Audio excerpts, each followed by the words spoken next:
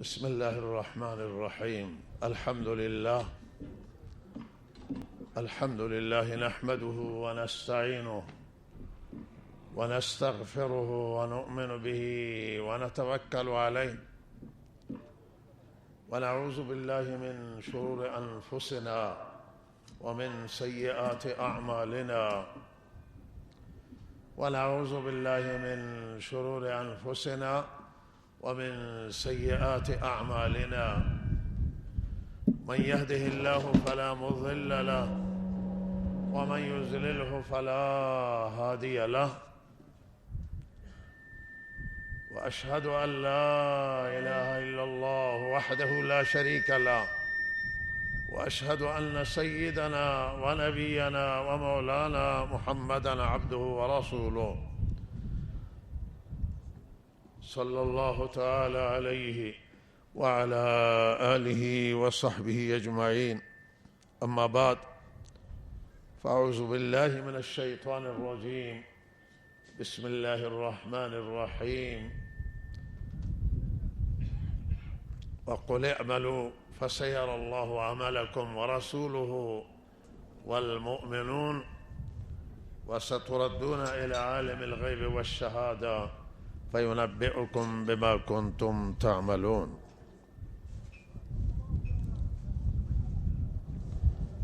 بسیار خوشحالیم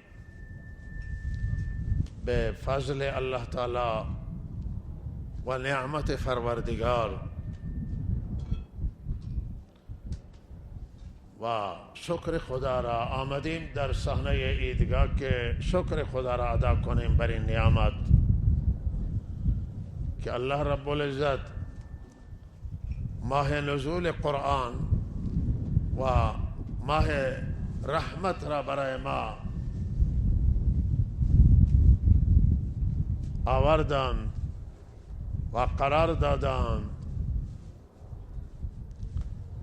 و یک ماه بندگانش توانستند که به سوی پروردگار حرکت ولو اینکه ضعیف انجام بدن. الله رب العزت شیاطین را در این ماه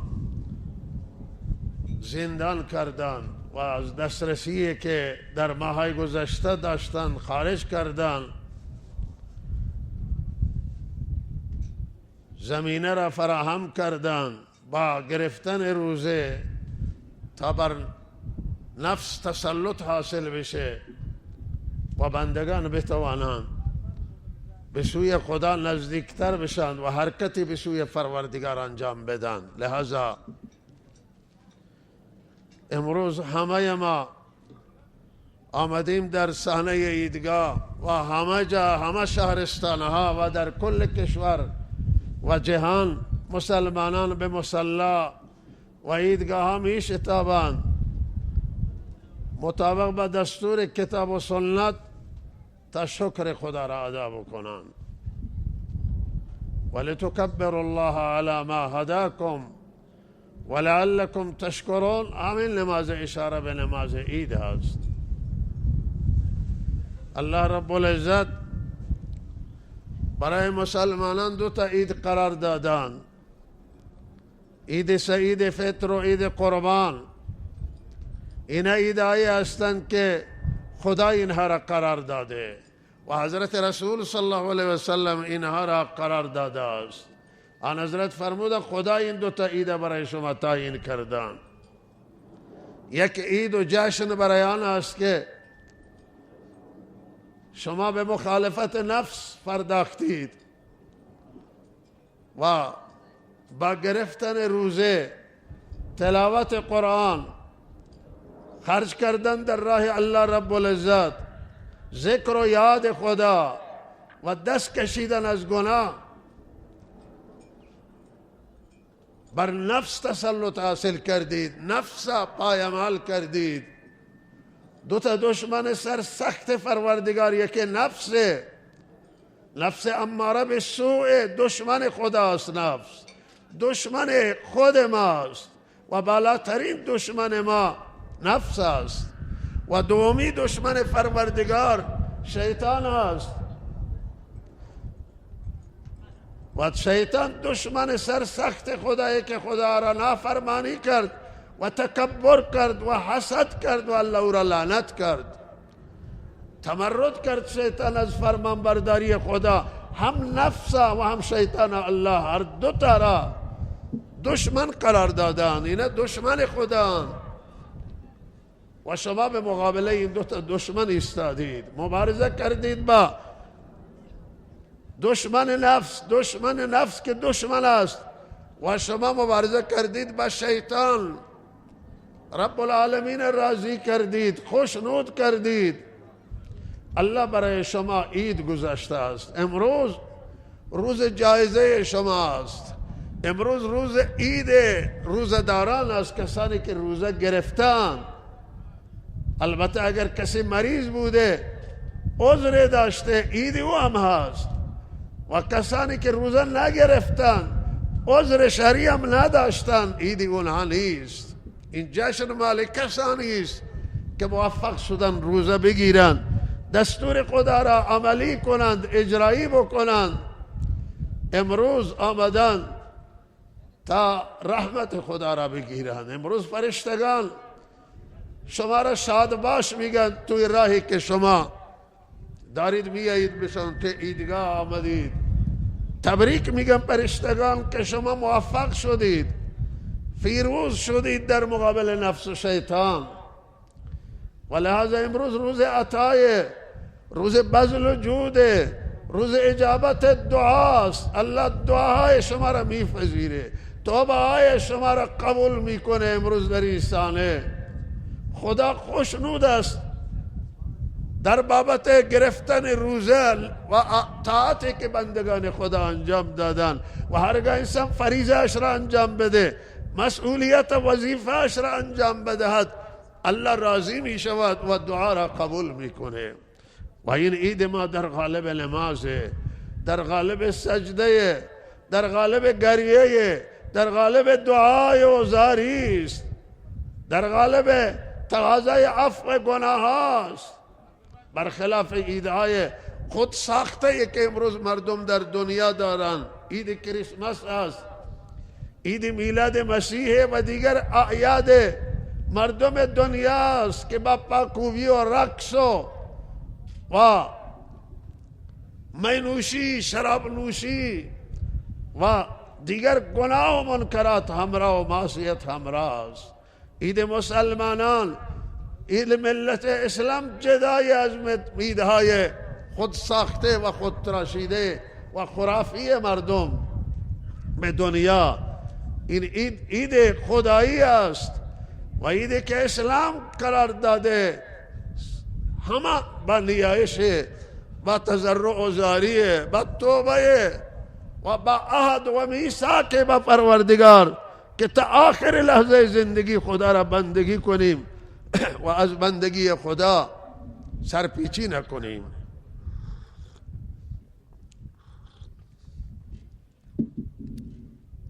جناب مفتی صاحب هم برای شما مولانا محمد قاسم صحبت کردن و هم جناب دکتر کاشانی نماینده محترم زاهدان و جناب مفتی این آیه را خواندن برای شما استقامت را.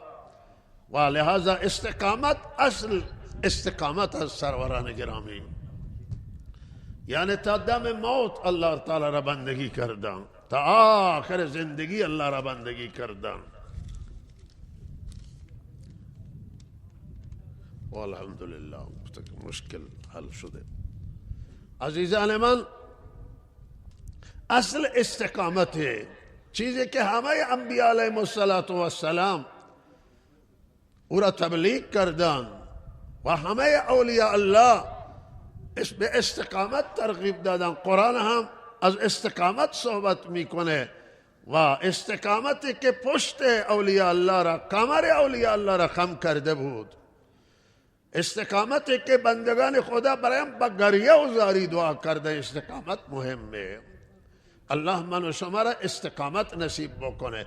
استقامت به معنی صبر و مقاومت و پایدار ماندن به بندگی خدا، وفاداری کردن به الله تعالی تا دم موت الله را بندگی بکنه.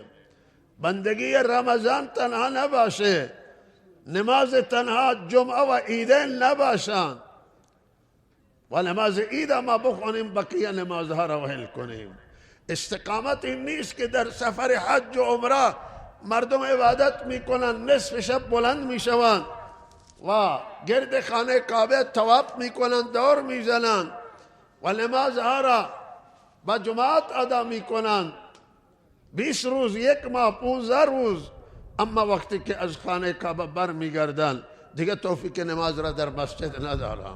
در ماه رمضان اجتماع میکنن در نمازهای شب و قرآن گوش میکنن، ولی وقتی که رمضان رفت دیگه با نماز خداحافظی میکنند و با از مسجد فاصله میگیرن. این برخلاف استقامت هست. ما باید تا دم موت گوش به فرمان پروردگار باشیم، اطاعت کنیم با جان و دل، هزاران جان و میلیون ها جان، مثل جان بنده، مثل جان عزیزان بنده شما هزاران جان برای الله قربان باشه. ما جانهایمون را برای الله قربان بکنیم، مالمون را برای الله رب العزت قربان بکنیم. اطاعت پروردگار یک نافرمانی خدای عزوجل سنگینه، در برابر با اینکه سر ما از تن ما جدا بشه. سروران گرامی، نافرمانی خدا نشود، حکم خدا نشکنه، دستور خدا به زمین نیفته، فرمان الله تعالی را پشت سر نیندازیم، کلام خدا را پشت سر نیندازیم. الله تعالی همین برای یهودیا گفته، اهل کتاب که کتابهای آسمانی را پشت سر خودشون انداختن، یعنی عمل نکردن، یعنی به کتابهای آسمانی توجه نکردن. عزیزان من و شما نباید جانمون را و مالمون را از پروردگار دوست‌تر داشته باشیم، نباید ما جان و جان فرزندانمون را از پروردگار دوست‌تر داشته باشیم. یعنی از فرمان پروردگار، از دستور پروردگار نباید من و شما را مال و فرزند از خدا غافل بکنه. به خاطر دوستی مال، چه مالی سروران گرامی، این مال چه ارزشی داره؟ دنیای دنی و دنیای فس چه ارزشی داره که ما خدا را به خاطر مال ناراض بکنیم؟ زکاتش را ندیم، یا مال دیگران عیب و میل بکنیم، یا مال به ناجائز تصرف بکنیم و حاصل کنیم، برخلاف معاملاتی که الله جایز قرار داده، از راه معامله ناجائز، از راه ربا، از راه رشوه، از راه اخاذی، از راه سوء استفاده مالی ما مال به دست بیاوریم و الله را ناراض بکنیم. این مال چه ارزشی داره؟ این جان چه ارزشی داره؟ این فرزند چه ارزشی داره؟ چه کسی ارزشش از الله بالاتره و چه چیزی هست که ارزشش از دستور خدا بالاتر باشه؟ الله هست. هرچه داریم از پروردگار، معبود برحق و محسن واقعی و حقیقی و مالک الملک هرچی داریم. لہذا رضایت پروردگار برای ما باید مهم باشه.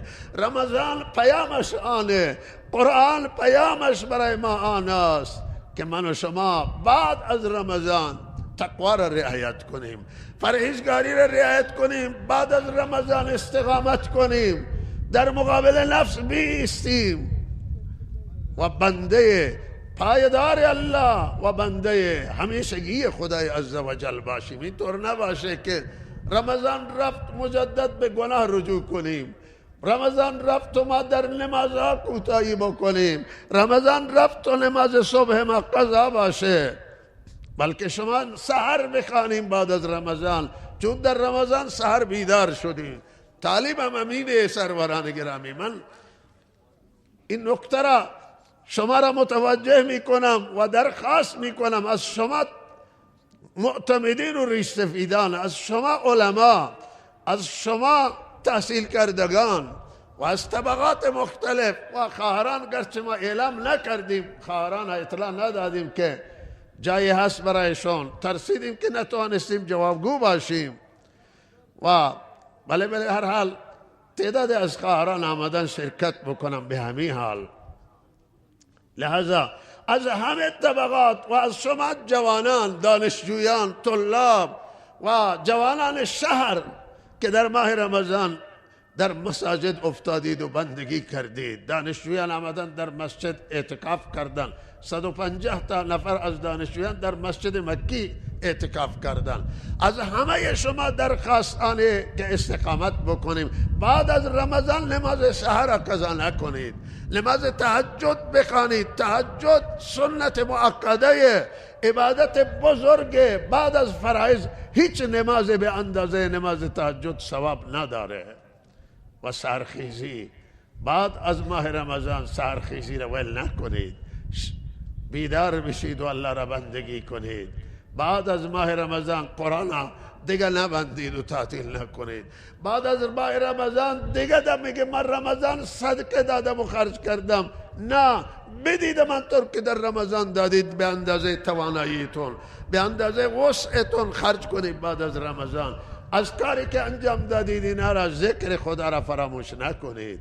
ذکر خدا برای من و شما حیاتیه، برای من و شما مهمه و فرمان برداری از خدای عزوجل مایه حیات. عمل کردن برای من و شما به قرآن مایه شرف و عزته. بندگی خدا بالاترین شرفه. عبدیت که من و شما عبد خدا باشیم، غلام خدا و بنده خدا باشیم، بالاترین کرامت و بالاترین شرفه. انبیاء را الله تعالی عبد خطاب میکنه، محمد رسول الله صلی الله علیه وسلم را الله عبد خطاب میکنه. و عبدیت این شرف است. این برای بنده بالاترین جایگاه و مقام آنه که بنده پروردگار باشه، نائل بشه و مشرف بشه به شرف بندگی پروردگار. لہذا عزیزان من، غلامی پروردگار، عبادت پروردگار. بعد از ماه رمضان این عمل ادامه بدید عزیزان من. دنیا ناپایداره، دنیا وفا نداره. فریب دنیا را نخوریم عزیزان من. مطمئن نباشی به زندگی دنیا، مطمئن نباشی به منافع دنیا، مطمئن نباشیم به بارمندی از دنیا. معلوم نیست که چه لحظه عمر من و شما تمام میشه و به ملاقات پروردگار میرویم. رمضان آمده بود تا من و شما را بسازه، من و شما را سرویس بکنه، شستشو بده، سرویس دهی بکنه، شستشو بده، من و شما را پاک کنه از اخلاقای رذیله، از آلودگی های نفس و شیطان، نجاست گناه و اخلاق. و این پاکی را از دست ندیم. بعد از رمضان 6 روز شوال روزه بگیرید و همیشه در ماه روزه های نفلی را داشته باشید، حداقل 3 روز در ماه. و کسان توفیق دارند دوشنبه و پنجشنبه را روزه بگیرند. پرهیز کردید از گناه در رمضان که روزه باطل نشود. این تعلیمی بود برای شما. لہذا پرهیز از گناه را بعد از رمضان ادامه بدید. مواظب چشم و گوش و زبان باشید، گناه نکنید، چشم کنترل بکنید. چشم مهمه و شیطان من و شما را با تیر چشم میزنه، با تیر زبان میزنه. زبان کنترل کنید که با زبان غیبت و دروغ و تهمت و خیلی از چیزای ناجایز با زبان انجام میگیره. عزیزان من، مواظب باشید که گناه انجام نگیره. گناه مرا از الله تعالی دور میکنه. و این رمضان برای همین آمده بود که من و شما به سوی الله بیشتر حرکت بکنیم، خود را بسازید. عزیزان من، یاد بکنید که من و شما روزی به ملاقات پروردگار می رویم و ملاقات پروردگار دور نیست. من و شما دور می بینیم، قیامت خدا نزدیک می بینه. من و شما موت دور می بینیم ولی خدا موت ما را نزدیک می بینه. والله می فرماید و جاءت سکرات الموت، سکرات موت و سختی های موت فرار رسیده.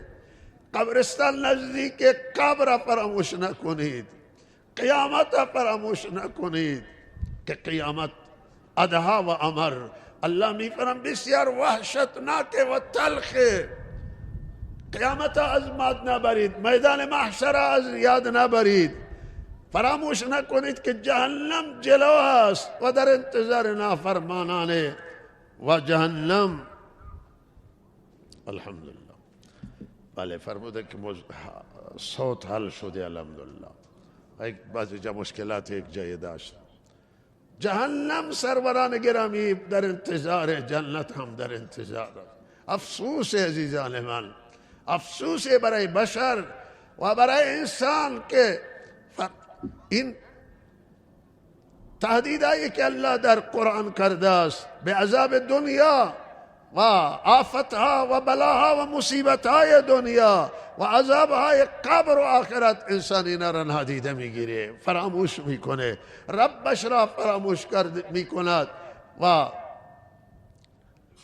عذاب آخرت را فراموش میکنه. شما قرآن تلاوت بکنید، حداقل نقریب به نصف قرآن عظیم و شان در رابطه با این عذابها صحبت میکنه و من و شما فراموش کردیم، توجه نداریم، این آیه ها را توجه نمی کنیم.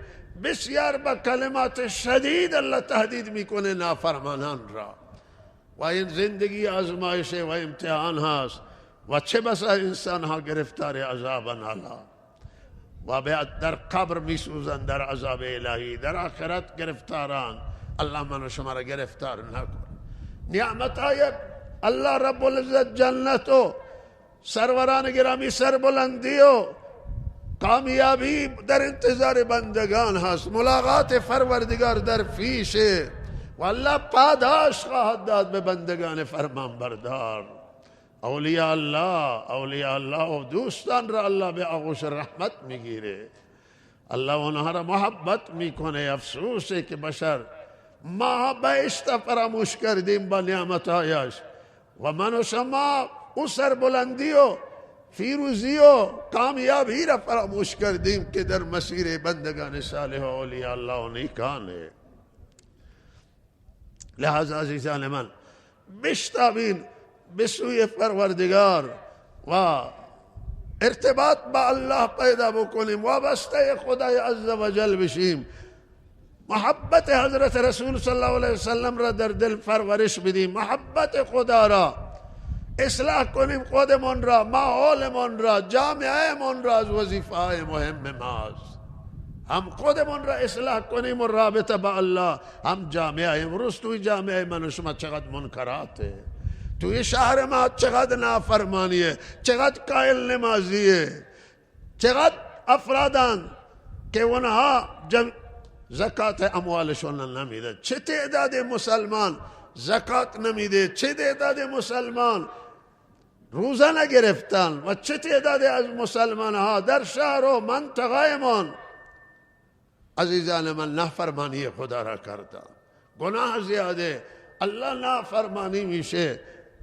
انواع معصیت موجودن، بدحجابی موجوده، فساد موجوده، اعتیاد موجوده، ربا موجوده، معامله ناجائز موجودن، حق یتیم ها ضایع میشه و میراثشون خورده میشود، حق زنان خورده میشه، میراثشون نمیدن، میراث که تقسیم میکنن پسران حساب میکنن، دختران اصلا به حساب نیستن، زنها اصلا میراثشون در فکر میراث اونها نیست.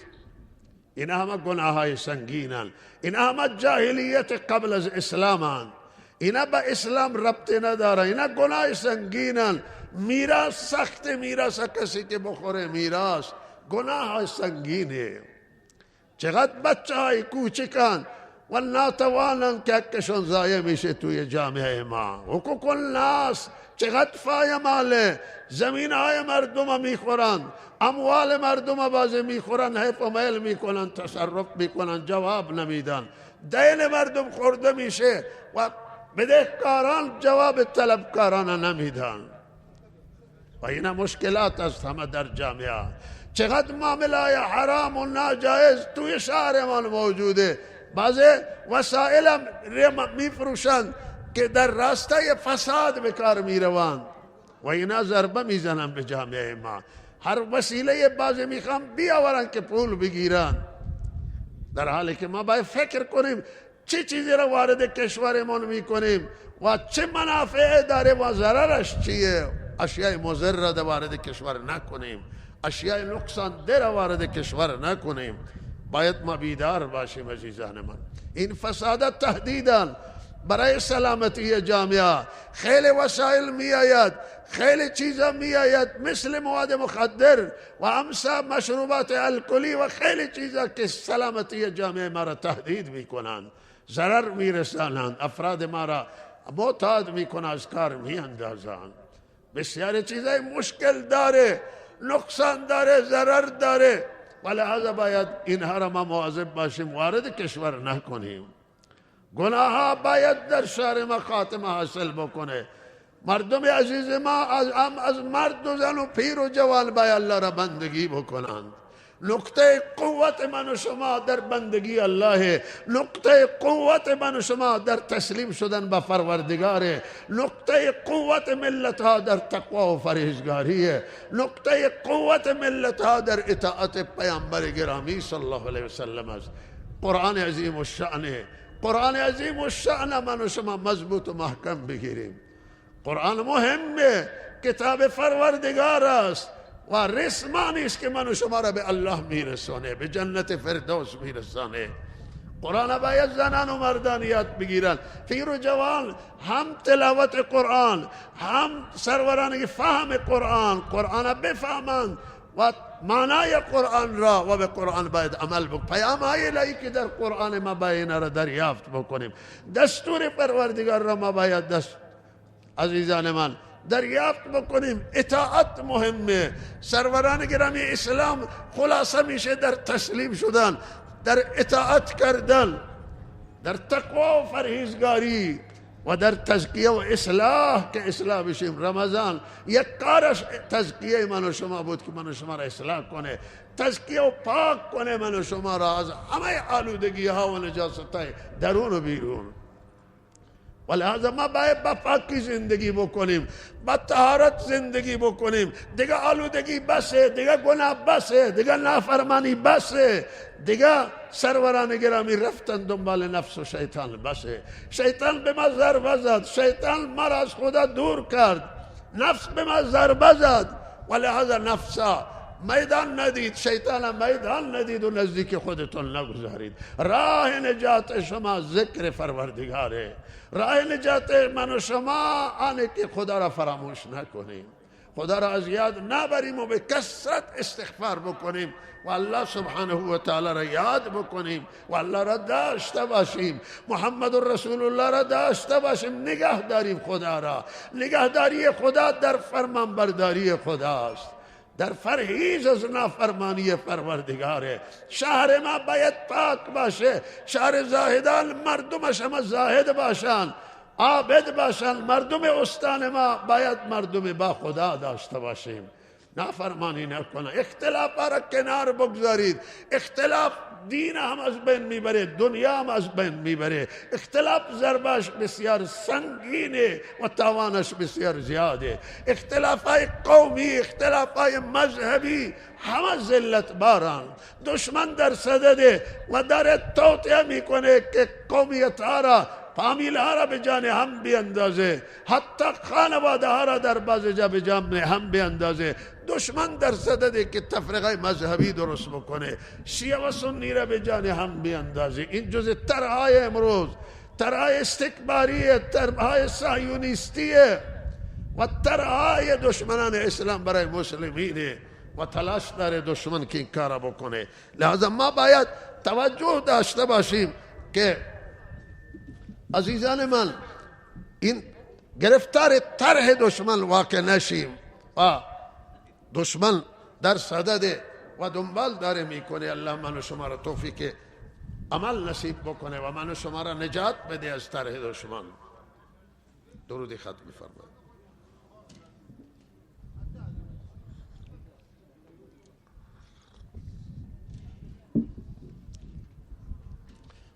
عزیزان من، آنچه که بنده را نگران کرده و دغدغه بنده است و برای این دعای هم انجام میگیره و دغدغه همه مؤمنین و دوستان همینه که ما از خدا غافل نباشیم، گناه انجام نگیره و ما از خدا دور نباشیم.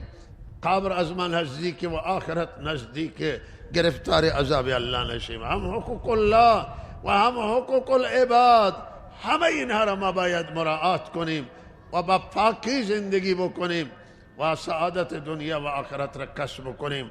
الله من و شما را موفق بداره و الله تعالی من و شما را فیروز بگردانه.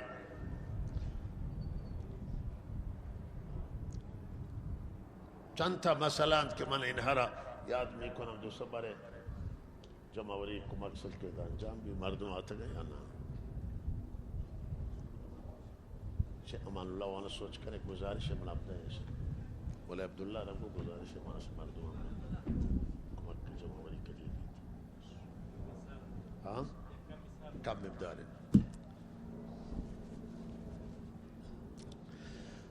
عزیزان من، مسئله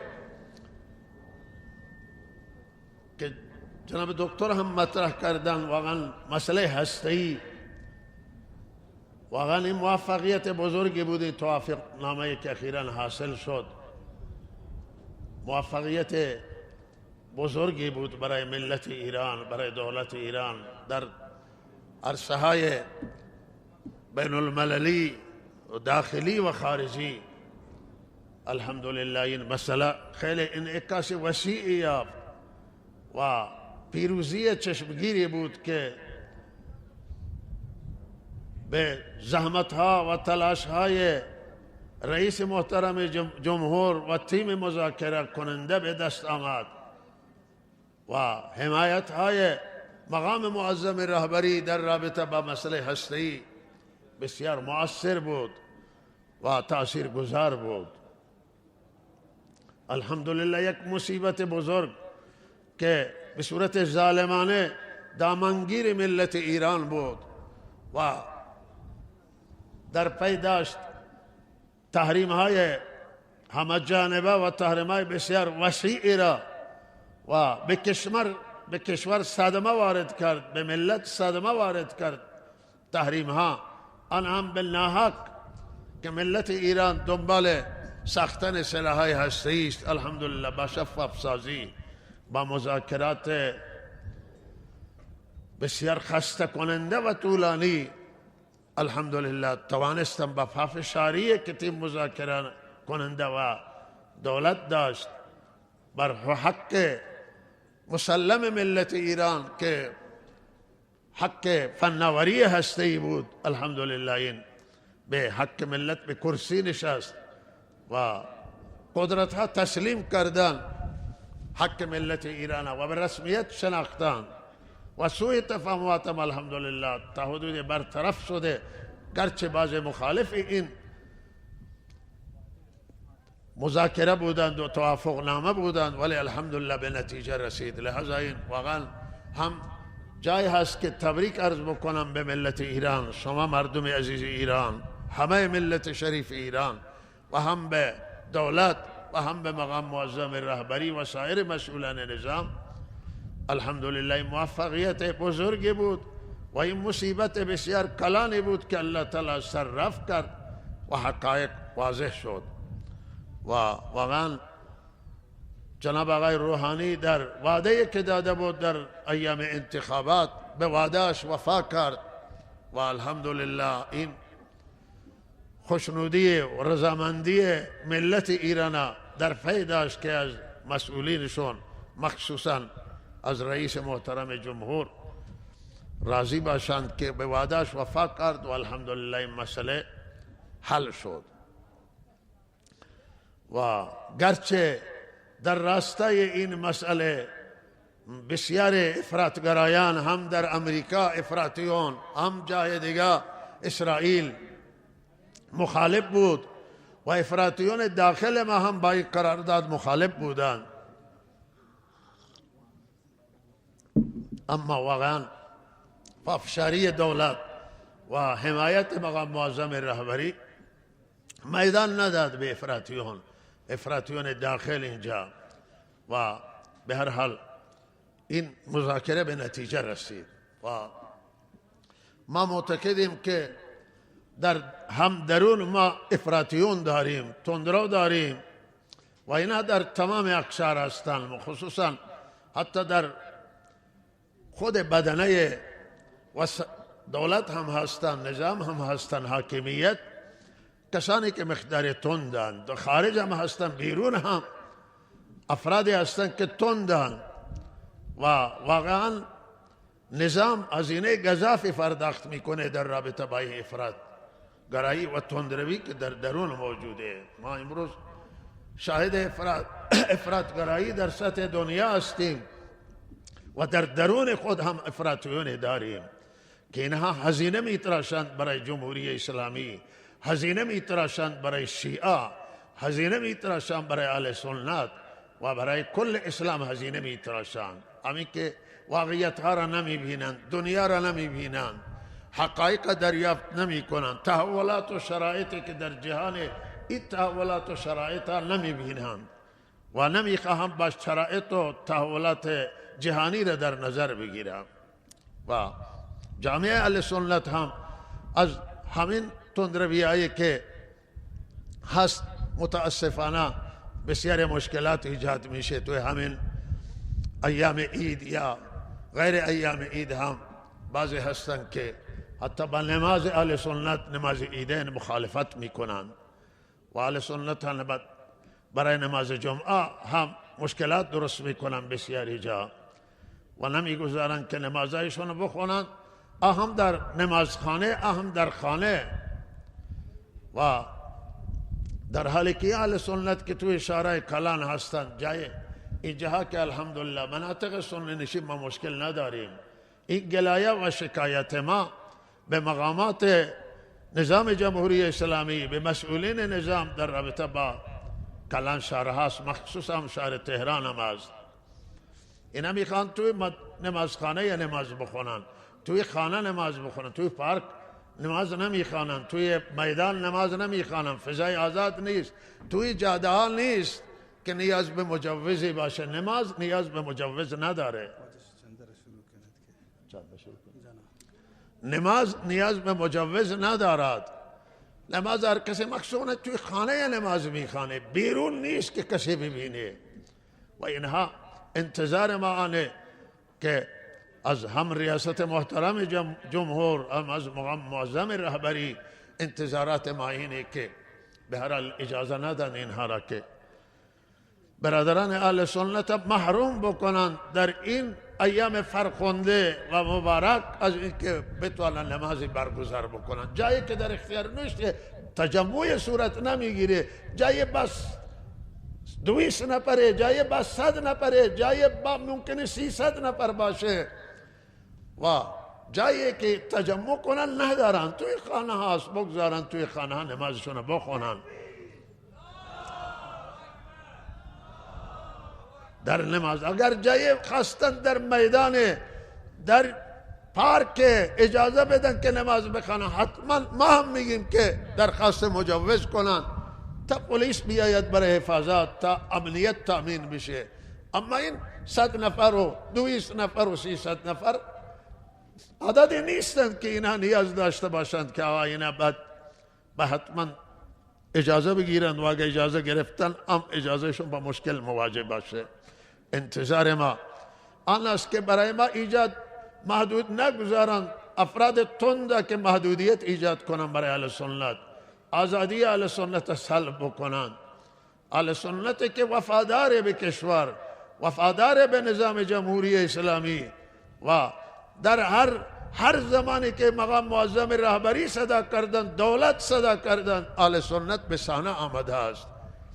راهپیمایی های روز قدس، راهپیمایی 22 بهمن، انتخابات در هر عرصه و صحنه که صدا شدن، اهل سنت دوش برادران شیعه به صحنه آمده است. و لحاظا باید این مسائل، این نوع مشکلات و محدودیت ها تعصبات مذهبی را بالا میبره و این نوع مشکلات دشمنان که در صددن اینها را وسیله تبلیغات درست میکنن، سوی استفاده میکنن. افراطگرایی توی دنیا از همین مسائل بررسی شده، افراطگرایی و تندروی که الان جهان از جهان اسلام مخصوصا رنج میبره از همین مسائل، از تنگ نظری، از حق کشی. و لہذا انتظار ما از ریاست محترم جمهور مخصوصا آنی که این مسائل باید حل بشه. اهل سنت بتوانند در کنار برادران شیعهشون مراسم مذهبی امثال نماز عید و جمعه را بتوانند برگزار کنند. و همین متاسفانه تندرویه که به هر حال دولت هنوز نتوانسته جناب آقای روحانی که اونطور که باید و شاید است وعده هایی را که به اقوام و مذاهب داده در رابطه به کارگیری شایستگان اقوام و مذاهب هنوز نتوانسته وفا بکنه. البته تلاشای بوده در بعض استان، ولی به هر حال هنوز انتظار دارن اهل سنت که در هیئت دولت استفاده بشه از شایستگان اهل سنت و در وزارتخانه ها وزیر و معاونان وزیر استفاده بشه، در مدیریت هایی که در داخل وزارتخانه ها هستند در مرکز کشور استفاده بشه از وجود اهل سنت. اهل سنت مال ایرانند، ایرانیان و سنی ایرانند، حاضران برای ایران جان بدن، برای مرزهای ایران حاضران کشته بدن. و لہذا درخواست همینه که همانطور که در مسئله هسته‌ای دولت پافشاری کرد، مقام معظم رهبری حمایت کرد و کسانی که نخواستند در داخل این توافقنامه انجام بگیره که به مصلحت نظامه، به مصلحت کشور و ملت هست، الحمدلله انجام گرفت. همینطور ما معتقدیم که در سیاست‌های کلان که سیاست‌های مهم که از جمله همین سیاستی که من عرض کردم همراهی برادران اهل سنت هست و بکارگیری برادران اهل سنت و تامین آزادی هست برای اهل سنت در همه جایی که نیازه. ما امیدواریم که دولت به همین قاطعیت عمل بکنه و انتظار داریم مقام معظم رهبری که امید ملت هستند و امید اهل سنت و شیعان هم با همین حمایت بتونه حمایت بکنه. این در عرصه های بین المللی و در سطح جهان تاثیرگذار خواهد بود و مطمئنم که برادری و اخوت و وحدت و تقریب را تحکیم میکنه و جایگاه ایران را در سطح دنیا بالا میبره. و ما خواهان عظمت ایرانیم، عزت ایرانیم، استقلال ایرانیم، آبادانی ایرانیم. ما ایرانیم و از آبادانی ایران و سربلندی ایران سود میبریم و منافع داریم توی کشورمون و همانطور که اسلام دوست داریم کشورمون را هم همونطور دوست داریم و لحظه احساس اخوت میکنیم، احساس برادری میکنیم با همه ملت ایران. و ما درخواست ما اینه که این مسائل بیشتر مورد توجه قرار بگیره، بیشتر به این رسیدگی بشه و در این راستا مقاومت صورت بگیره. من هم از علمای شیعه، علمای عزیز شیعه، مراجع اعظم درخواست منه که به هر حال شرایط جهانی را ما میبینیم که الان چه وضعیتی در دنیاست، دشمن چه میخواهد و لحاظا ما باید بیشتر این شرایط متوجه باشیم و افراد تند و افرادی که دور نمیبینن جلوی پایشون را میبینن و سعی صدر ندارن مورد ارشاد مراجع قرار بگیرن، مورد راهنمایی مراجع قرار بگیرن و برادران اهل سنت همانطور که دست الحمدلله سرشون کشیده میشه بیشتر کشیده میشه و مورد توجه قرار بگیرن. ما میتوانیم در عرصه های بین المللی و در سطح دنیا برای عزت ایران و سربلندی ایران ما هم تلاش بکنیم، بسیار کوشش بکنیم و برای سربلندی و عزت ملت ایران و همه ملت مسلمان و وحدتشون ما فکر میکنیم و ما امیدواریم که انشالله آینده درخشانی داشته باشیم. من به هر حال درخواست دارم از شما که امروز معمولا در این روز معمول هست که کمک جمع‌آوری میکنن روزی یا ما یک بار برای حوزه کمک جمع‌آوری میکنیم در سال و او روز عید هست، البته جمع‌آوری به صورت عمومی. درخواست دارم از شما که حوزه با توجه به این که نقشش مهمه و الحمدلله حوزه به فضل الهی و به همت همکاران عزیزمون، به همت شما مردم و دعای خیر و پشتیبانی حوزه الحمدلله الله تعالی پیشرفت عنایت کرده. ما از شما درخواست داریم که شما کمک شایسته به حوزه بکنید، چرا که یکی از مسائل مهم اقتصادی هست و اگر ما از لحاظ اقتصادی تحت فشار باشیم شاید ما نتوانیم کاری بکنیم. الان با توجه به کساد بازارها و مشکلات اقتصادی این به حوزه هم تاثیر کرده است و حوزه بدهکار است. از شما درخواست دارم دست بالا بگیرید و همت کنید، خدا شما را جزای خیر بده و این توشه آخرت شما است و کمک ارزشمند امروز جمع کنید و به حوزه بدید. و هنوز دوستان ما در انتظارم بسیار زکاتایشون ندادن و اگر دادن کم هم دادن، تکمیل ندادن. درخواست داریم که انشالله امروز و فردا و روزهای آینده فرصت بکنن و انشالله زکاتایشون ادا بکنن. فقرا، مساکین، خانواده زندانی، همه مدارس دینی و مدرسه دارالعلوم را فراموش نکنند. انشالله کمک خودشون را برسونند. جزاکم الله خیر. عزیزانی که تعیین شدند امونا همت کنند و انشالله این کمک جمع آوری بکنند. ماشاءالله. دوستانی که دور نشستند و کوشش کنند خود را به صفحه برسانند که وقت نماز بتوانند به هر حال در صفحه نماز بخونند و متفرق نباشند. وقت نماز باید همه به صفحه بپیوندند و صفحه گرفته بشود.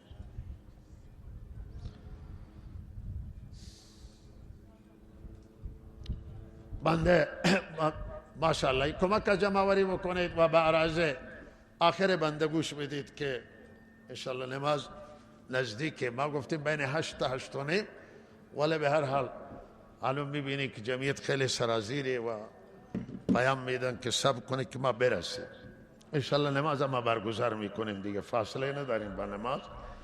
من چند تا تشکر دارم که انجام بدم. یک تشکری از حضرت زکات دارید، فطریه ندادن کسان صدقه فطرم بریزن، مال حوزه است. زکات، فطریه، خیریه همه چیز روایه. ماشاءالله بشینید و این عرایض بنده را گوش بدید. آخری عرایضان و عرض بنده آن است که گفتن چند تا ما بدهکاری داریم که تشکر کنیم. البته عید گذشته این تشکر انجام گرفت به خاطر واگذاری عیدگاه و پیگیری چند ساله بود و مشکل پریشانی چند ساله بود که الحمدلله این حل شد با همت حضرت آیت الله سلیمانی نماینده محترم ولی فقیه در استان و امام جمعه معزز زاهدان و با همت استاندار سختکوش سیستان و بلوچستان جناب آقای هاشمی و همکاریان گرامی این عزیزان و ارگانها و نهادها یه زیرفت و ادارات هم مربوطه هم همکاری داشتن. جا داری که ما از همه این سپاسگزار باشیم و تشکر کنیم که واقعا سعی صدر نشان دادن، دوراندیشی نشان دادن و این نوع اقدام به نفع نظام جمهوری اسلامی و در راستای وحدت بسیار تاثیر گذار هست. مردم ما را به هر حال ممنون کردن و متشکر کردن و همه ما را با این همتی که کردن الله اینا را جزای خیر بده. و من اینجا هم این نکته را عرض کنم که عیدگاه را دارن میسازیم و به هر حال در اطراف این عیدگاه نرده داریم میکشیم، دیوار نمی کنیم، نرده میکشیم و این انشالله همه با همت شما و حمایت مسئولین امر و کمک مسئولین امر اینجا انشالله اینا را همه سرسبز میکنه. عیدگاه را درخت میزنیم و دروازهش همیشه بازه، دیوار هم نداره، نرده که شما از بیرون هم ببینید، داخل هم بیایید، کسانی بیایند، حتی با خانواده بیان، کسی میخواد نمازی بخونه، کسی میخواد اینجا تفریح بکنه، فضای سبز ببینه، استراحت بکنه و لحاظا اینجا ماندگار شدند. واقعا الله تعالی ایشون جزای خیر عنایت بکنه و موفق بداره. از شهرداران توانمند کشورند، هم با سوادن هم با سلیقان و عمل کردشون تا اینجا الحمدلله خوب بوده و این بار شورای شهر زاهدان یکی از حسناتش و نیکیاش همینی که شهردار خوبی را انتخاب کردن و هم ما از شهرداری تشکر کنیم و خصوصا از فرماندار محترم زاهدان و عزیزان فرمانداری که ما را کمک کردن در امر برگزاری عید و به هر حال مشکلاتی که ما اینجا داشتیم، اینجا مشکلاتای خاص خودش را داشته، این همکاری کردن. الله جزای خیرشون بده. از عزیزانی که صاحبان دستگاه بودن، لودر و گریدر و بردیزر آوردن، این خاکا که زباله ها و نخاله ها را دفن کردن و منطقه را صاف کردن تا مردم به راحتی نماز بخونن. واقعا هم شکر گزاریم برای این، دعای خیر میکنیم. و عزیزانی که در ساختن عیدگاه در تمام قسمت ها از وضوخانه گرفته تا صوت گرفته تا همه مسائل اینجا همکاری داشته، عزیزان انتظامات که امروز هم تلاش میکنند و هر کسی هر نحوه مالی پولی اینجا همکاری کرده و خدمات و زحمت رسنده، همه مورد دعای خیر ما باشن. باید دعای خیر بکنیم برای برادران انتظامی و باید دعای خیر بشه. و من یک نکته میخواستم عرض بکنم و عرایزم را تمام بکنم و نکته آن است که به هر حال منطقه یک چیزی که مردم مشکل دارن واقعا بیکاریه و فقره و جوانان مشغله کاری ندارن و این تهدیدی برای استانه و مشکلی واقعا برای استانه. حالا یک علتش تحریم بوده که انشاءالله تحریم که رب بشه ما امیدواریم که دولت توجه خاص میکنه به منطقه و امیدواریم که با این استاندار هوشمندی که داریم انشاءالله بتوانند تلاش کنند برای ایجاد شغل، ایجاد کار. و از شما مردم هم درخواستم اینه که حمایت کنند ثروتمندان، سرمایه‌داران در ایجاد شغل، ایجاد کارگاه و کارخانه، کار برای مردم. و نکته مهم اینه که مرزا باید فعال باشه. این مرزا همونطور که آقای دکتر فرمودن کاشانی فرصت اینا، نباید اینا را تهدید حساب کرد، نباید اینا را امنیتی حساب کرد. بله مشکلات امنیتی هست ولی ما اینا را باید فرصت بداریم تا مردم ما مشغول باشد، تا تبادله مرزی فعال باشه و ما بتوانیم هم از منطقه آزاد و هم از همه مرزایی که استان ما داره آبی و خشکی از این بهره بگیریم به نفع استان و به نفع کشور. اگر این مرزا مدیریت صحیح بشن، برنامه ریزی صحیح بشه، نه تنها استان بارمند میشه بلکه کل کشور بارمند میشه. معادن و کشاورزی و دامداری و سایر تولیدات صنعتی و سنتی را در استان فعال بکنن تا مردم از رنج فقر و از دستتنگی و مشکلات بتوانن رهایی حاصل بکنن. الله تعالی توفیق عنایت بکنه. و من توصیه میکنم برادران انتظامی، نیروی انتظامی و سایر عزیزانی که دست در کار امنیت دارن که شما را ملت حمایت میکنن، مردم برای شما دعای خیر میکنن و مهم امنیت خیلی مهم هست و مسائل و مشکلات وجود داره. به هر حال خود نیروها احتیاط کنن در این که وقتی از دستشون کاری انجام نگیری که مورد سوء استفاده دشمن قرار بگیره. دشمنان نشستن که از فرصت سوء استفاده بکنن و مشکلات هایی که در منطقه فامیلی وجود داره، قومی، درخواست ما هم از همه مسئولین دستن در کارانه که به هر حال تلاش کنن اینا که کسانی که قتل مرتکب میشن اینا باید دستگیر بشه، اینا مورد تعقیب قرار بگیرن و اینا به مجازات برسن تا خود فامیلا اقدام نکنن به انتقام جویی و انتقام باید دولت بگیره، انتقام مقامات قضایی بگیرن، انتقام باید عزیزانی که نظم و امنیت برقرار بکنن انتقام بگیرن، مردم راحت باشند، فامیلا راحت باشند و تا این نباشه عزیزان من مشکلات امنیت روز به روز بیشتر خواهد بود. با سارقین مسلح، با رهزنان برخورد بشه، کسانی و مورد تعقیب قرار بگیرن، امنیت داشته نباشند که سرقت کنند، دزدی بکنند و مشکلات ایجاد بکنند. الله سبحانه و تعالی به مهمت توفیق عمل نصیب بفرماید.